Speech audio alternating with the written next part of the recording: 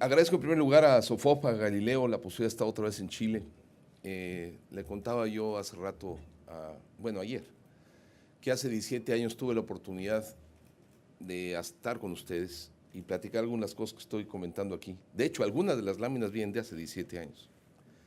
Y no se los digo para que calculen mi edad o para que digan cuánta experiencia tengo en el tema, sino para que se den cuenta lo difícil que es crear una forma distinta de hacer las cosas. Una anécdota, una vez un ministro de Educación me contaba, ex ministro de Educación en México, le decía, ¿cuál fue su experiencia, señor ministro? Me dice, mira, es muy claro. Haz de cuenta que cuando me dieron el ministerio recibí un automóvil, pero que estaba bastante deteriorado. Digamos, un gran automóvil, un Rolls Royce, viejito, carcacha, como dicen en México, bastante deteriorado. Y entonces uno empieza a arreglarle que los cristales, que las vestiduras, que los frenos, que el motor, que las llantas. Acá en los 6 años del sexenio veo y el coche estaba más arregladito, mejor. Bueno, pero cuando me doy cuenta estoy parado en el mismo lugar, exactamente en el mismo sitio. Y eso es lo que desgraciadamente a mí me da la impresión que luego nos pasa en América Latina y que en México nos ha pasado. Decimos cosas distintas, hacemos lo mismo. Le ponemos nuevos nombres a las cosas, pero no transformamos los quehaceres. Y el serio problema es ese. El serio problema no es cómo que algo en la conciencia y en un nuevo discurso de cómo formar a la gente y cómo enfrentar los nuevos retos, sino cómo realmente hago que la gente aprenda y que la gente traduzca esto en resultados para él y para la sociedad. Que crezca que se desarrolle en lo laboral y en lo educativo, que sea un mejor hombre, un mejor ciudadano, que pueda prestar mejores posibilidades al mundo y que al mismo tiempo contribuya con mayor competitividad. El discurso ha cambiado, las cosas no. Ese es el problema. Les voy a contar un poco cuál ha sido mi experiencia en este tema desde la reflexión y perspectiva personal de lo que me ha tocado vivir en este tema. Tanto los éxitos como mis frustraciones en el tema. Hace 17 años esos conceptos los decía yo y era una novedad. Hoy ya está instalado el discurso. El problema es qué tanto hemos instalado las realidades. Lo primero es que, y me llama mucho la atención que en México, en Chile se llama la entidad que maneja la normalización y la certificación Valora. Chile Valora. Mi firma de consultoría en México se llama Valora. Y justo mi presentación empieza cuando yo digo revalorar el trabajo y la formación profesional. Revolvernos al hombre. Revolvernos al hombre porque el mundo del trabajo y la tecnología ha revalorado al hombre. Hoy el único que es capaz de dar sentido y dirección al cambio es el hombre, el talento. No es la tecnología, no son los recursos humanos. La forma en la que uso la tecnología y las competencias que me permiten usarlas para producir resultados es lo que me permite hacer esto. Yo llegué a esta reflexión no desde el mundo de la educación, ni desde el mundo de la formación. En los años 80, finales de los 80, tenía yo la oportunidad de ser responsable de la política de empleo en mi país. Y mi problema era muy serio. Estábamos empezando a negociar el Tratado de Libre Comercio con Estados Unidos. México tenía 6.8 años de escolaridad promedio, contra 10 años de los norteamericanos, 12 años de los canadienses. En México, un trabajador, solamente el 20% de la fuerza de trabajo había recibido un curso de capacitación en su vida, en promedio de 8 horas. Mientras que el promedio de la OCDE, estábamos hablando que 45% de la fuerza de trabajo estaba en procesos de formación continua. La brecha de productividad era impresionante. ¿Qué hacer? ¿Qué hacer si de pronto voy a empezar a competir contra canadienses, norteamericanos, a una velocidad que me puede generar que el 50% de mi población económicamente activa quede en desempleo? En ese momento nos encargaron que hiciéramos un diagnóstico de la capacitación y la formación profesional. ¿Qué estamos haciendo y cómo lo tenemos que hacer? Y lo que hicimos en primer lugar fue darnos cuenta que lo que estaba cambiando no era la formación, ni el trabajo, ni el discurso, sino que era el trabajo en sí. Nos dimos cuenta que estaba cambiando el trabajo, que eso hacía cambiar los requerimientos de formación y que estaba cambiando el mercado de trabajo. Que esto hacía que la productividad el discurso que estamos viendo aquí como necesidad fundamental en Chile, en América Latina en general, dependía cada vez más de lo intangible. Ya no dependía ni de los fierros, ni del tamaño, ni de la dimensión del negocio, ni del volumen de la inversión, sino dependía fundamentalmente de los intangibles. Marca, prestigio corporativo, innovación, calidad del capital humano o del talento que disponían las empresas y las organizaciones. Que esto entonces obligaba a las organizaciones a tener cada vez capital, una medida de capital humano, es decir, ¿cuál es mi capital humano? Y que esta medida tiene que ser de credibilidad y con calidad. Y que finalmente esto me permitía ir cerrando lo que nosotros llamamos el triángulo de la calidad, que es lo que me genera la competitividad. Calidad de personas, calidad en sistemas de formación continua a lo largo de toda la vida y calidad de instituciones de formación. Y que solamente en la medida en que la articulación de estos procesos funcionara, entonces iba yo a tener la posibilidad de generar el capital humano capaz de desarrollar las nuevas estrategias de formación. ¿Por qué había cambiado el mundo y la forma del trabajo? Esto hoy en día es un perogrullo, es un lugar común. El problema es que, insisto, el discurso cambió y ya todos hablamos del tema, pero no sabemos exactamente qué ha pasado, ni hemos inventado las formas de atacarlo. Decía Einstein, bueno, ves que a Einstein le achacan muchas frases, no sé si lo dijo él, pero dicen que Einstein lo dijo, que una buena definición de estupidez es querer obtener resultados diferentes haciendo siempre lo mismo. ¿Qué cambió? El mundo se globalizó, cambió la tecnología y la forma de la organización social del trabajo y emergió paulatinamente un nuevo paradigma de educación y capacitación. ¿Qué pasó en la globalización? En la globalización lo que pasa es que la única fórmula de sobrevivir en el mundo global y competitivo, como bien decía Rifkin, si no me equivoco, no, más bien es el de Funky Business Suite, se me fue su nombre, pero decía, la única forma es ser un monopolio temporal. Es aquel que es capaz de producir una cosa y diferenciarte en el mercado de mejor manera. ¿Y sabes qué? Porque es temporal, porque rápidamente la competencia te va a alcanzar. Y entonces, ¿cuáles son las tres únicas fórmulas que tienes para sobrevivir en el mundo global? Innovación, adaptación y aprendizaje continuo. Es sí, solo sí, innovas continuamente como empresa. En tecnología, en paquetes, en información, en sistemas de postventa, en mecanismos de distribución, en ventajas corporativas, en prestigio corporativo.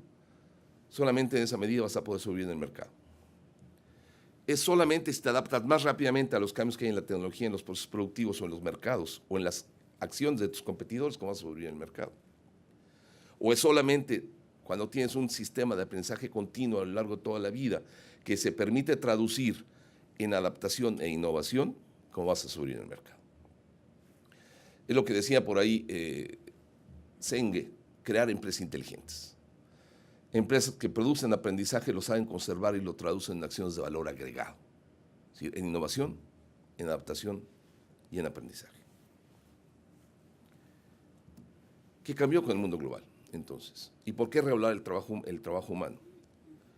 Primero, porque la competitividad depende de la articulación de tres elementos centrales en el mundo de las organizaciones. Desarrollo tecnológico continuo, organización flexible y adaptable y formación continua de recursos humanos, que permita desarrollar la capacidad de competir en el mercado, de innovar y transformarse. En otras palabras, desarrollar capacidades de innovación, adaptación y aprendizaje continuo a lo largo de toda la vida. Y que es la única fórmula de incrementar la competitividad a nivel individual, a nivel de empresa. Si esto es válido a nivel micro, lo que sucede a nivel macro es que la competitividad es la única fuente de tener un crecimiento sostenido, sustentable y de largo plazo. Y bajo estas condiciones, asociando salarios a productividad y a desempeño laboral, es la única fórmula realista de incrementar las condiciones de vida de los trabajadores. En incrementando las condiciones de vida de los trabajadores con un mercado más doméstico más fuerte, un mercado interno más fuerte, crece el empleo, el bienestar y la inversión. Entonces, el círculo virtuoso al que teníamos que apostar es cómo soy capaz de desarrollar inversión continua en recursos humanos que me genere innovación, adaptación y aprendizaje, generando competitividad para incrementar la productividad, mejorando los salarios y las condiciones de vida de los trabajadores, generando un mejor mercado que me atraiga inversión y empleo productivo. Y ahí está el desafío.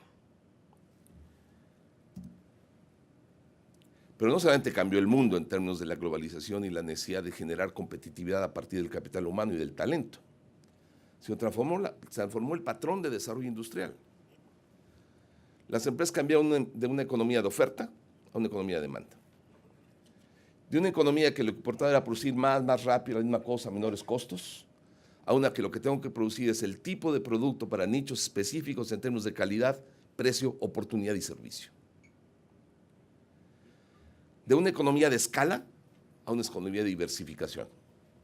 Que lo que importaba al principio en la escala era producir más rápido, la misma cosa, a menores costos, a la necesidad de producir lo que requiere cada mercado a mayor velocidad, con diferenciadores. Y esto cambió la tecnología dura, los fierros, y cambió la tecnología blanda, la forma en que se organiza la empresa.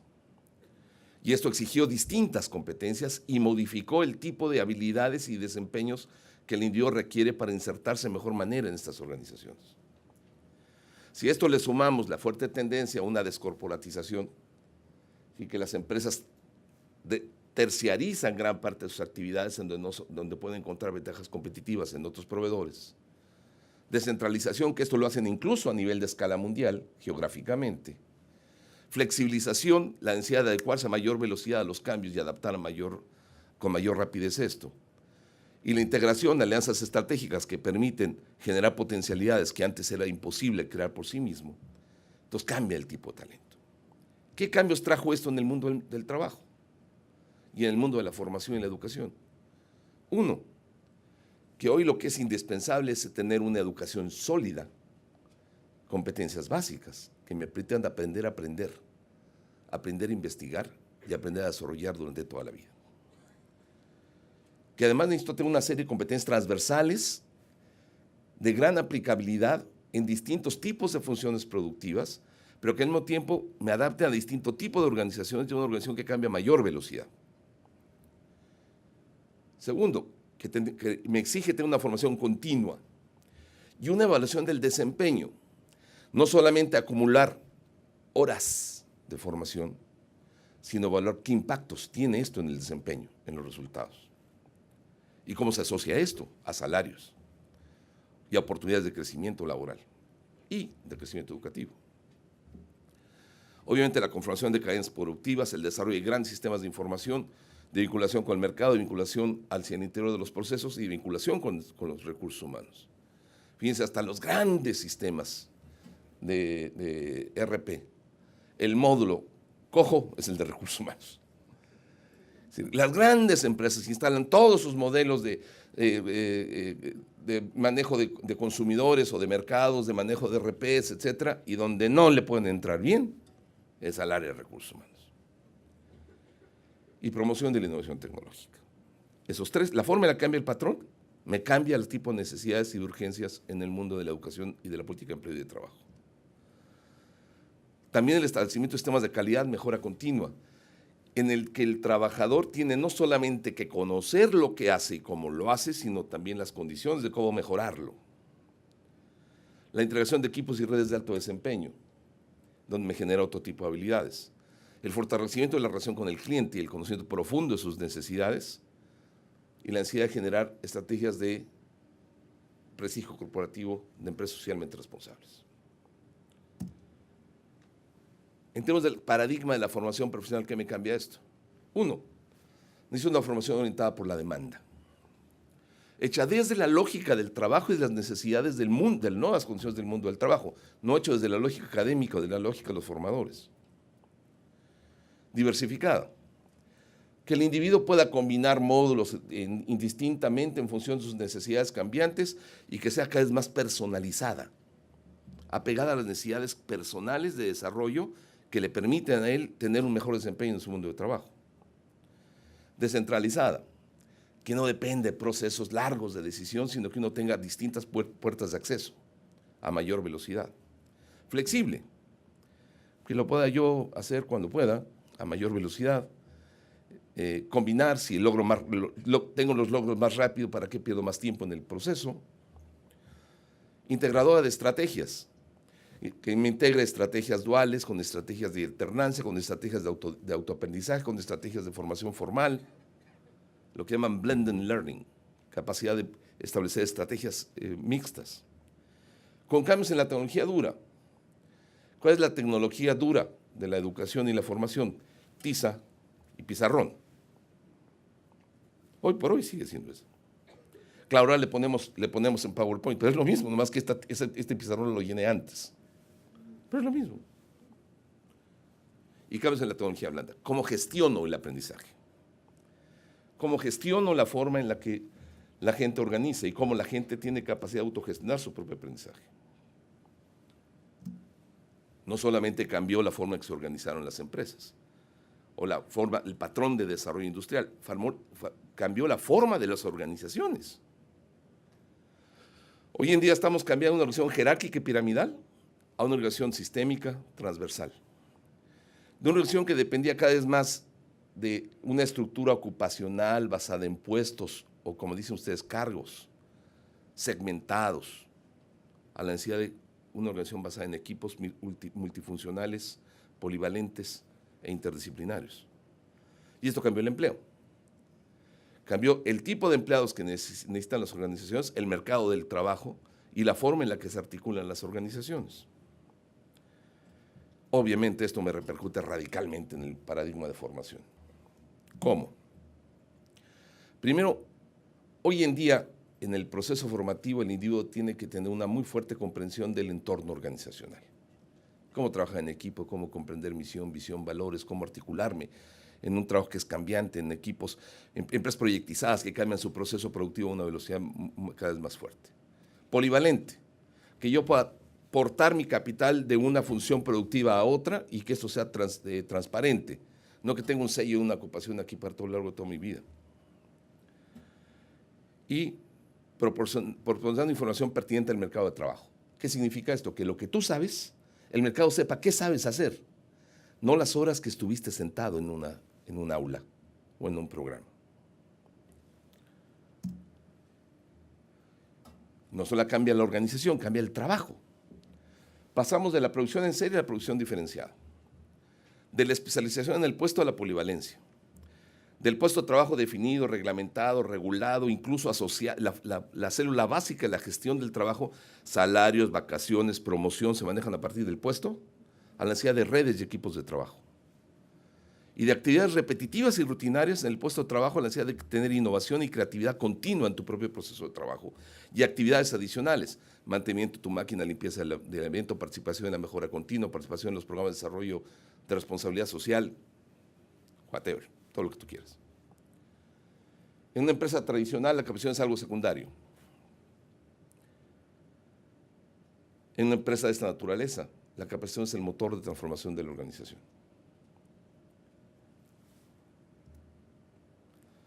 Esto que hace en términos de los paradigmas y los contenidos formativos.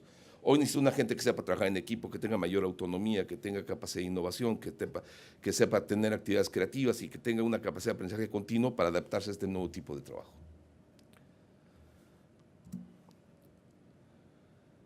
Y esto me da finalmente lo que nosotros llamamos el triángulo virtuoso que te permite sobrevivir en el mundo global. El triángulo de la calidad. Necesito calidad de personas, que además pueden ser normalizadas, certificadas y reconocidas en el mercado.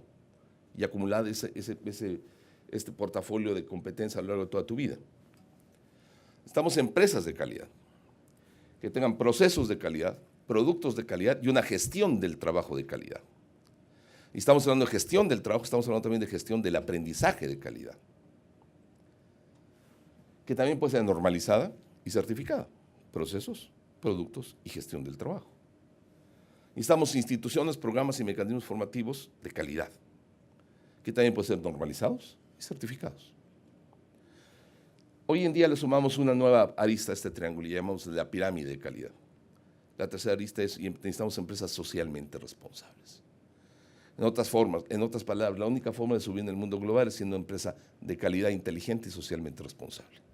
Y esto implica personas de calidad en aprendizaje continuo, competentes y con desempeño cada vez más crecientes. Decía un amigo, ¿qué es profesionalizar una empresa? Dice, una empresa profesional o profesionalizada es aquella que tiene resultados crecientes, con desarrollo continuo de competencias, trabajando a gusto en un lugar. Son los elementos de la profesionalización.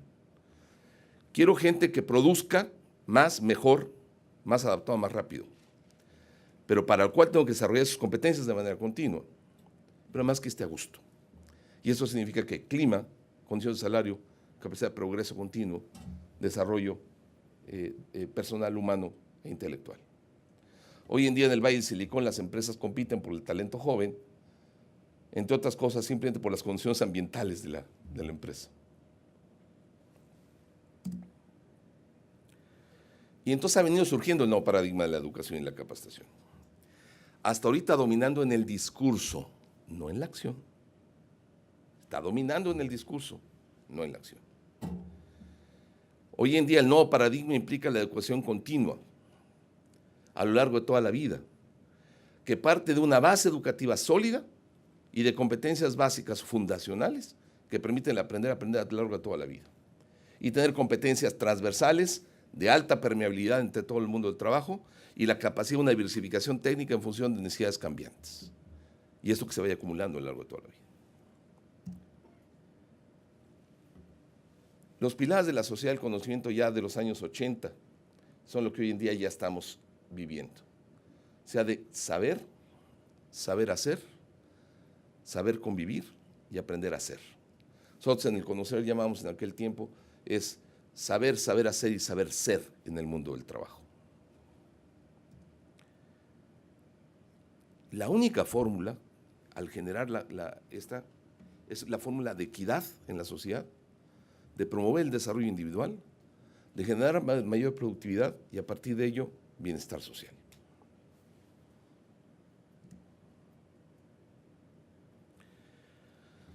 Y aquí Jimena lo decía, y Claudio también lo decía, el nuevo paradigma es apuntar hacia la educación formal a lo largo de toda la vida productiva de los trabajadores.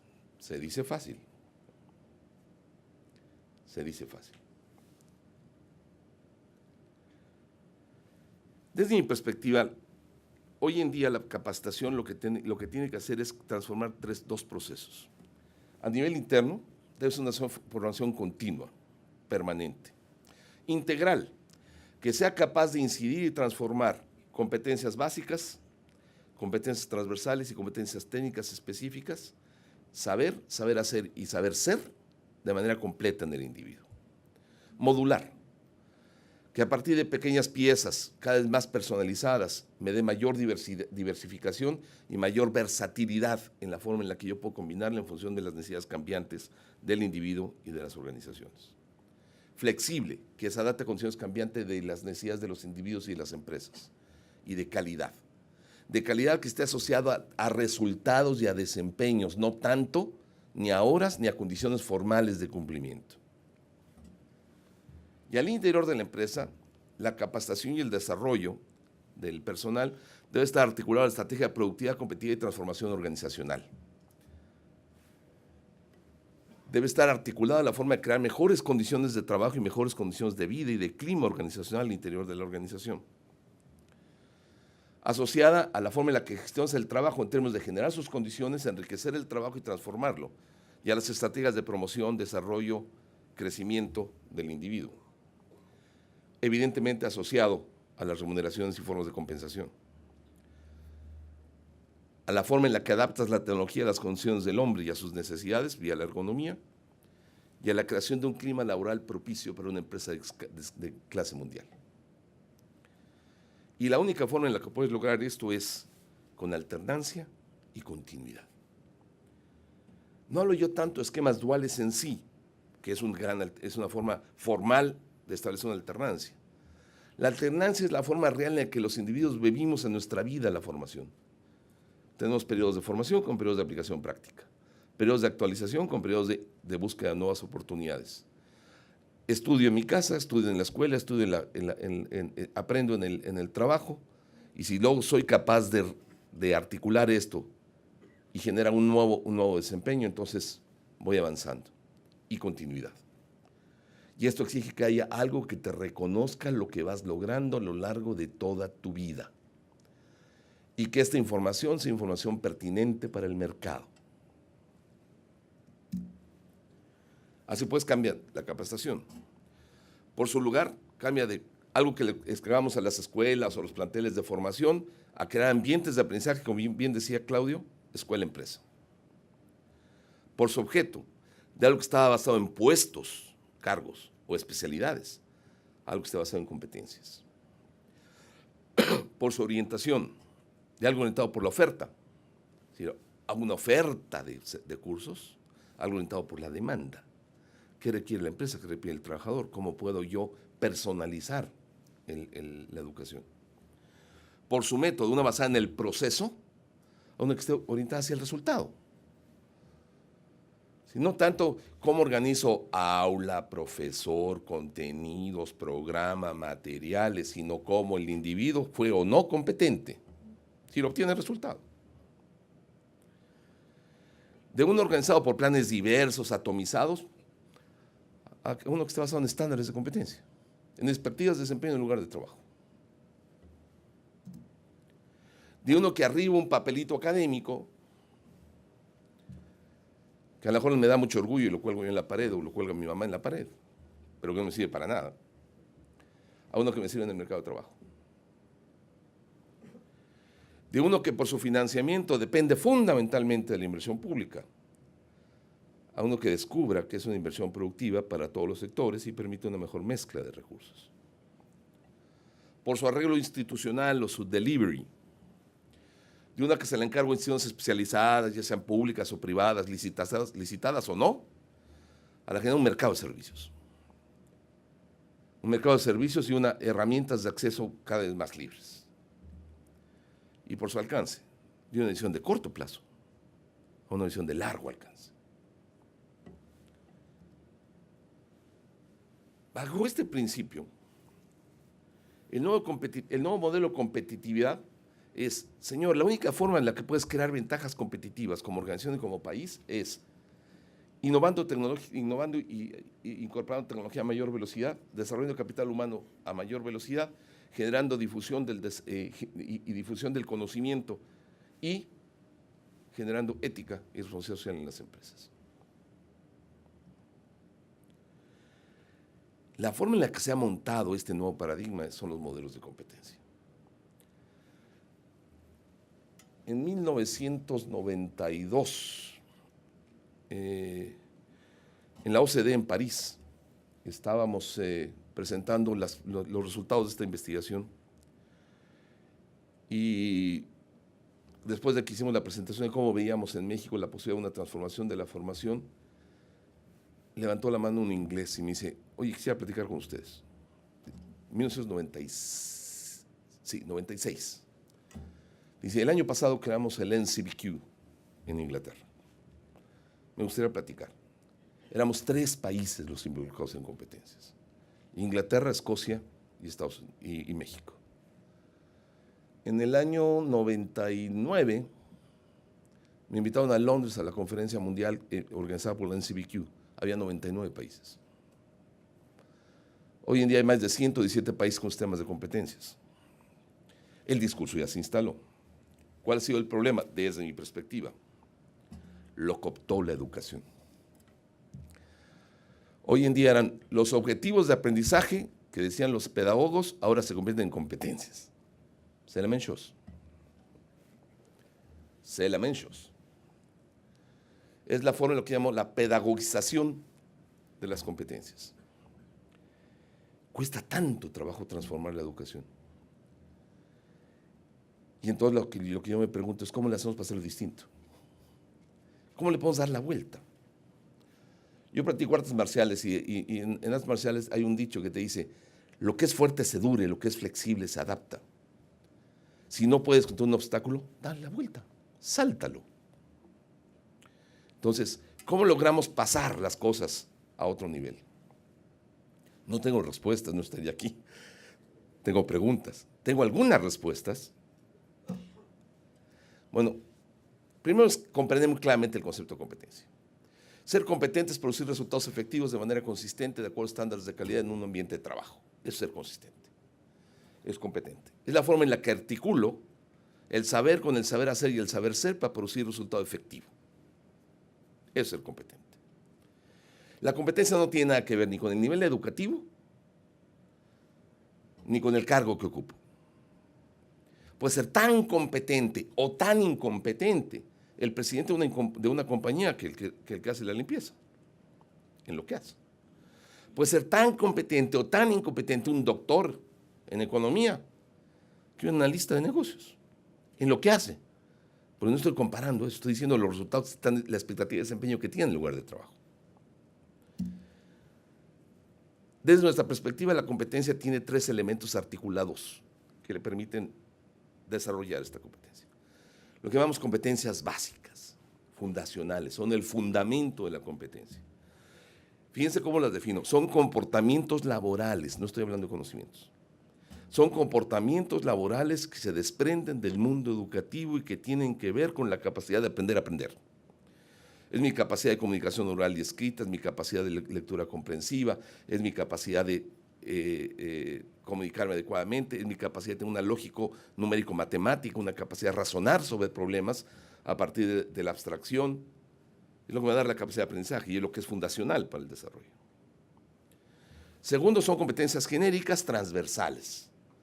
Son comportamientos laborales que no tanto derivan del mundo de la educación, sino derivan del proceso social y del proceso de trabajo. Trabajar en equipo, tener un concepto de calidad, tener un concepto de cliente, tener un concepto de responsabilidad y cumplimiento de procesos y reglas. Y competencias técnicas específicas.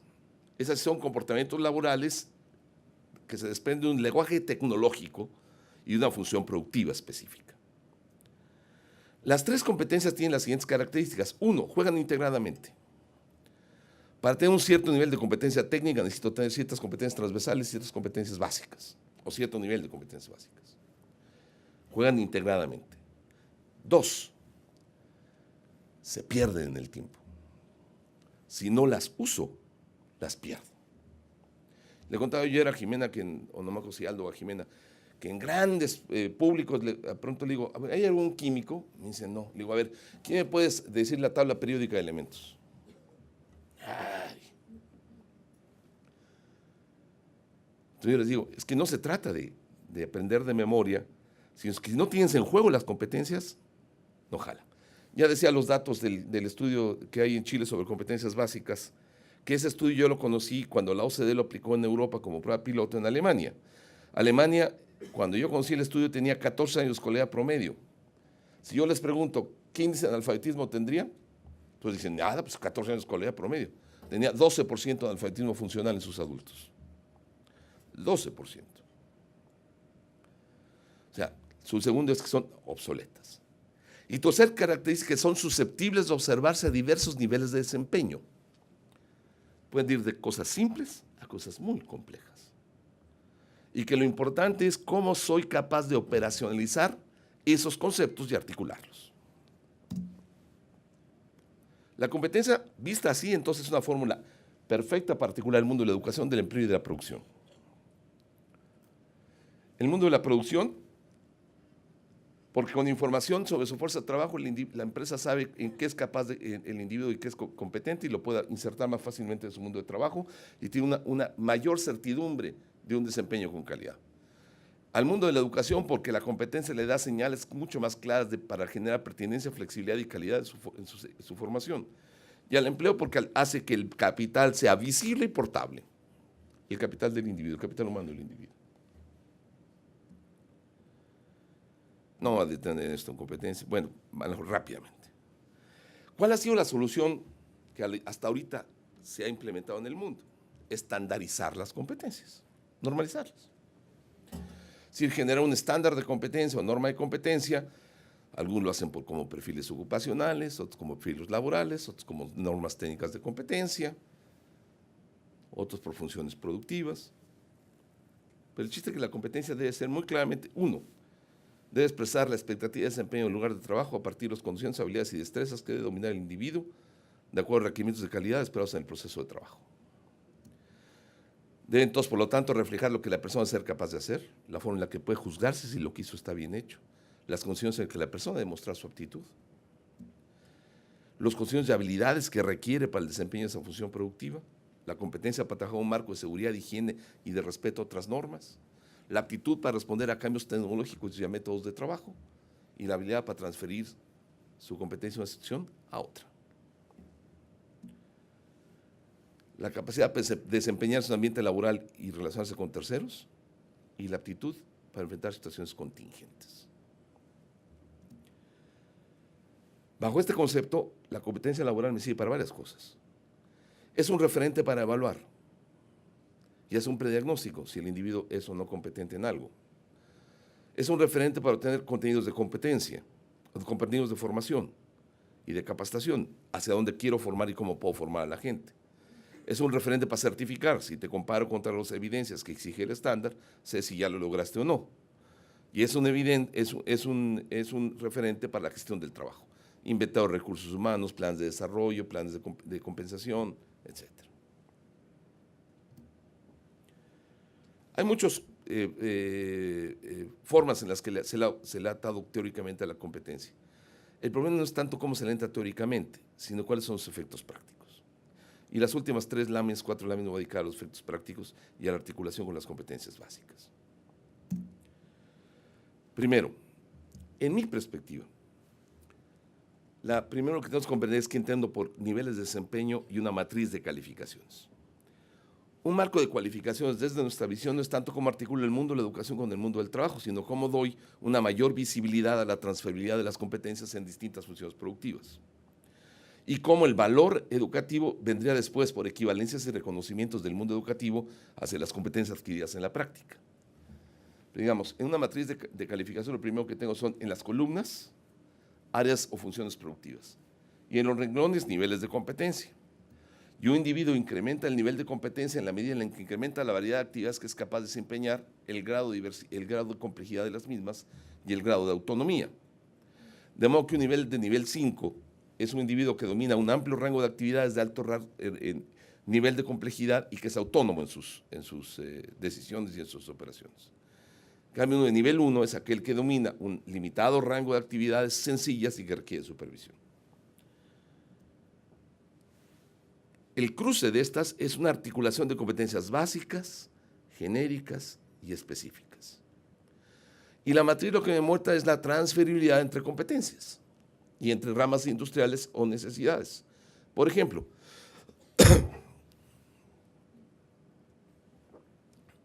en mi perspectiva no se trata de darle un certificado a alguien como cajera bancaria. La condensa al desempleo a la muchacha. Primero porque la restringes a un mundo ocupacional muy pequeñito que además está desapareciendo con la tecnología.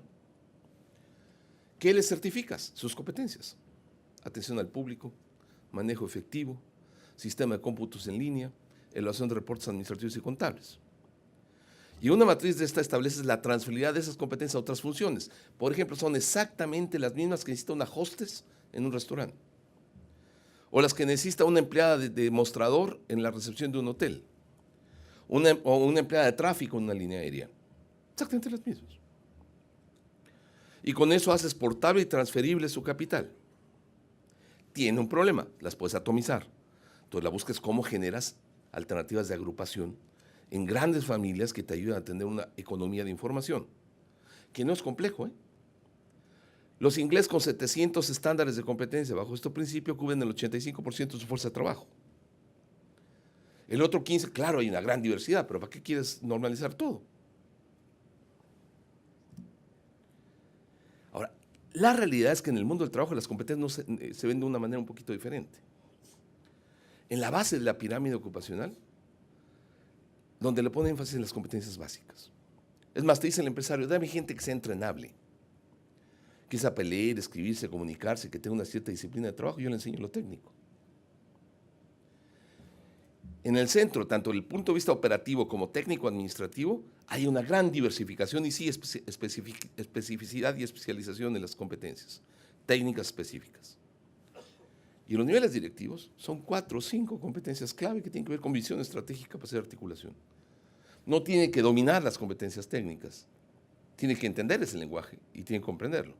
Y muy probablemente esas competencias de visión las va a lograr si solo si pasa por este camino. Pero su trabajo no es ese, su trabajo es otro. Hay una suerte de articulación en que la naturaleza de las competencias van cambiando también con la naturaleza del trabajo y del tipo de decisiones que el individuo toma. Pero lo que ha venido sucediendo en la práctica es que las empresas mezclan conceptos de competencia y niveles de competencia para generar un sistema coherente de competencias interno. Primero, en la base dicen, y desgraciadamente es lo que han hecho muchas empresas, sólida formación educativa, que me garantice que todo lo demás se va a poder dar. Y entonces, ¿qué hacen? Artificialmente elevan los niveles de reclutamiento y discriminan a la fuerza de trabajo. Entonces te dicen, quiero personal de intendencia, que haga limpieza. Bachillerato mínimo. Porque ahí me aseguro que es una gente que sabe leer, que va a seguir instrucciones, que va a cumplir los mecanismos. Entonces, pero todos lo identifican y gran parte lo hacen como prerequisito. Pero ¿qué hacemos con los que ya están insertos? El problema es cómo logro que esos prerequisitos de la competencia básica efectivamente sean sólidos, para que me permitan desarrollar las técnicas y las de estrategia de mejor manera.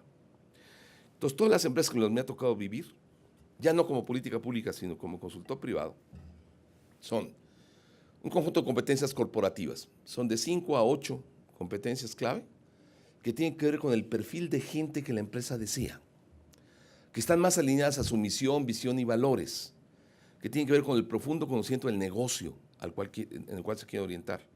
Y todas las empresas gringas tienen un bloque de 8 o 10 competencias de estas.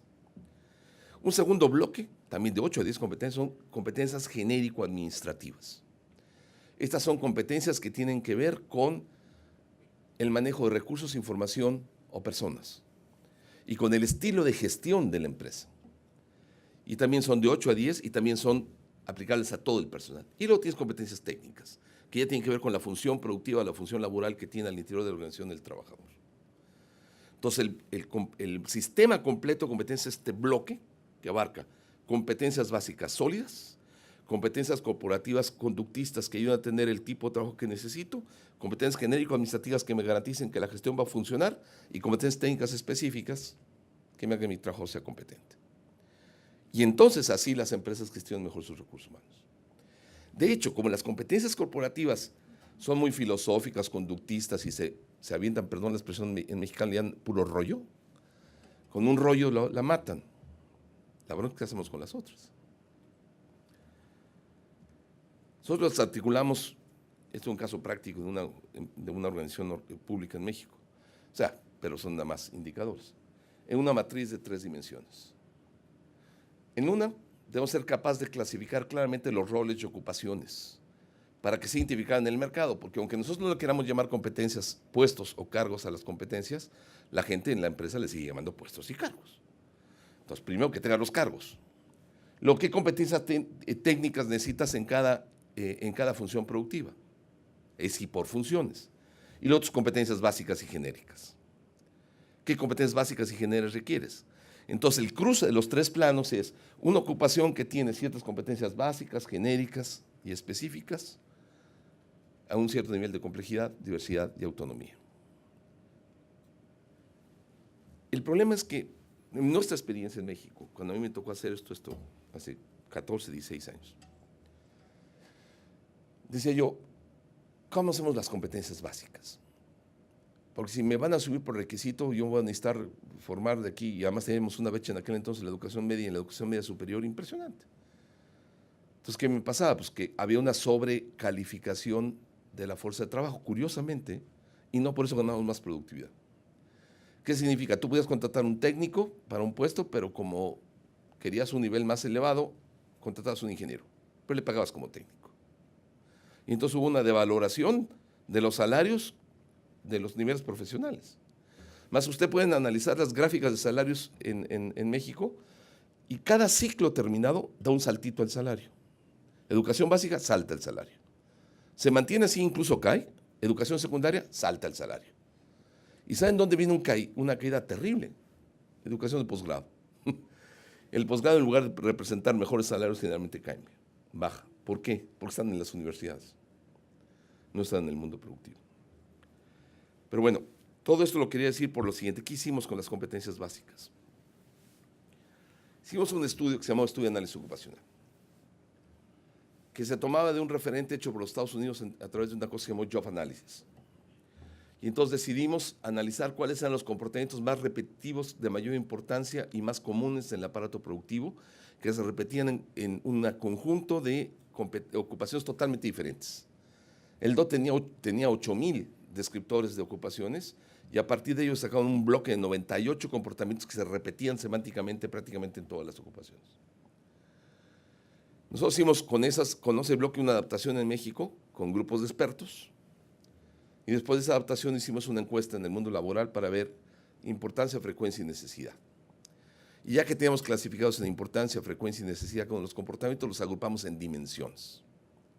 Entonces salieron las siguientes dimensiones: administración de información, coordinación de actividades, lectura para uso de información, atención al cliente, comunicación, uso de tecnología, interacción con compañeros de trabajo, operaciones cuantitativas y manejo de almacenamiento de productos, materiales y productos.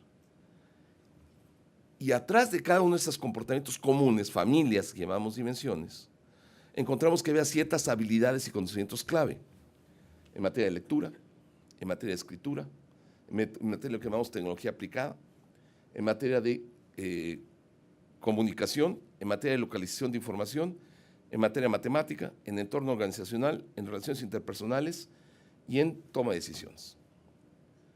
Y lo que hicimos fue diseñar comportamientos laborales en 5 niveles de desempeño en las dimensiones y en 5 niveles de desempeño en las escalas de conocimientos y habilidades. Y los articulamos. Entonces tenemos la administración de información en el nivel 1, ¿qué nivel de lectura necesita?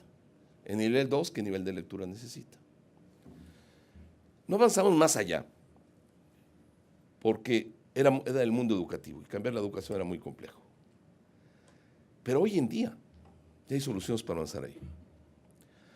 Hay soluciones que con base en estas dimensiones están permitiendo que el trabajador actualice a mayor velocidad sus competencias básicas para que tenga este dominio clave que le da este patrón común para desempeñar el resto de sus competencias. En resumidas cuentas y para concluir, el mundo cambió, la forma de trabajo cambió, no hemos cambiado del todo la forma en la que enfrentamos este proceso de formación. Necesitamos una formación mucho más personalizada, mucho más flexible, mucho más adaptable, mucho más autogestionable y gestionable. Necesitamos un mecanismo que permita que el individuo avance continuamente sus competencias básicas, que te las tenga sólidas, para que esto lo permita avanzar en sus competencias genéricas y técnicas de mejor manera.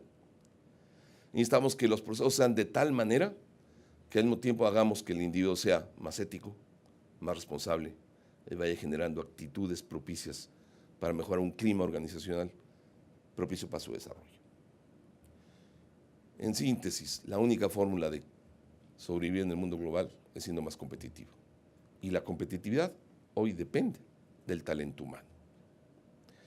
En 1992, el lema del Congreso Mundial de Recursos Humanos era Back to the People. Regresemos a la gente. Y no es una expresión de discurso, de lo más valioso de mi empresa son las gentes. No, es la verdad. Lo único que cambia tu empresa, lo único, son las personas. Muchas gracias.